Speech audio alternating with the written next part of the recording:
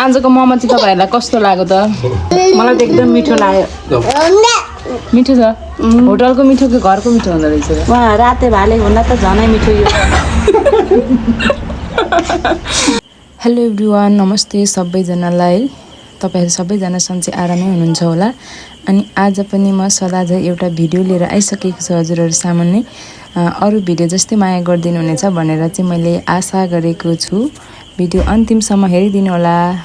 मोमो खान त होटलमा गएर पनि खाइन्थ्यो, तर होटलमा खाएको मोमो भन्दा घरमै आफैले यसरी मेहनत गरेर बनाएको मोमोको स्वाद चाहिँ बेग्लै नै हुने गर्छ। त्यही माथि आफ्नो परिवारसँग बसेर यसरी खाना पाउँदा त झनै आनन्द नै हुन्छ हैन त साथीहरु।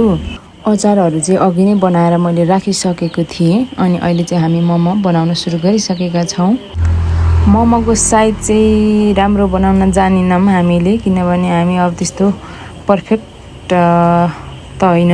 त्यही पनि आफूले घरमा खानको लागि चाहिँ मिल्ने नै बनाएका छौं। तपाईहरुले त्यसलाई चाहिँ नराम्रो नमान्नु होला। जस्तो जानेको छ त्यस्तै बनाउँदै छौं हामीले। भिडियो चाहिँ अलि लामो नै भएछ कि साथीहरु, त्यही भएर मैले हल्का स्पिड गर्दिएको छु। मोमो चाहिँ अलि धेरै नै बनाउन लागेको थियौं कि हामीले बनाउँदै अब धेरै नै भएछ। अब घरमै बनाएर खाने हैन, टन्न खानु पर्यो नि त, त्यही भएर अलिकति धेरै नै भएको छ अनि टाइम पनि धेरै नै लागेको छ। तपाईहरुले अल्छी नमानिकन भिडियो चाहिँ हेरिदिनु होला। हामीले चाहिँ फाइनल्ली 3टा सेट भराउन लागिसकेको छौं। अब मैले 3टा सेट लगेर चाहिँ बसाइदिन्छु। तपाईहरुले हेर्दै गर्नु होला।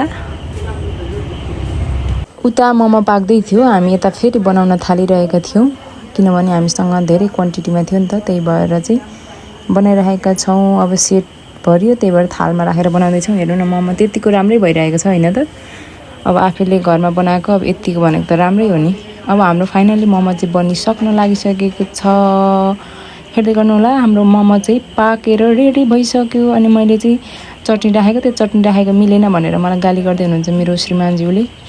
हेर्न सक्नुहुन्छ कति राम्रो देख्दै यम्मी देखिएको छ। तपाईहरु पनि खानुहुन्छ भने चाहिँ हाम्रो घरमा आउनु होला। मेरो हातमा चाहिँ मोमो परिसकेको छ। अब म मोमो टेस्ट गर्न गइरहेको छु। यस्तो मिठो भएको थियो नि, ओ माइ गॉड, साच्चै नै भन्नुपर्दा होटलको भन्दा चाहिँ धेरै नै मिठो भएको थियो साथीहरु है।